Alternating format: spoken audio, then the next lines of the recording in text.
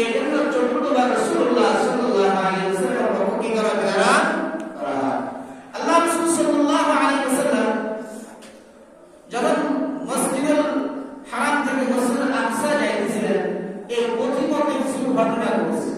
পথিমধ্যে কি ঘটেছে? কিছু ঘটনা ঘটেছে। আল্লাহ রাসূল সাল্লাল্লাহু আলাইহি ওয়াসাল্লাম যখন যে সাওয়ারিটা আনা হলো, এই সাওয়ারিটা সর্বপ্রথম রাসূলুল্লাহ যাকে বলা হয় ঘোড়া, রাসূলুল্লাহ সাল্লাল্লাহু আলাইহি ওয়াসাল্লাম যখন ঘোড়াকে সফর করলেন, ঘোড়াতে যাওয়ার পর যখন তাকে আনা হলো তখন রাসূল সাল্লাল্লাহু আলাইহি ওয়াসাল্লামকে বহন করতে সে অস্বীকৃতি জানাইছে।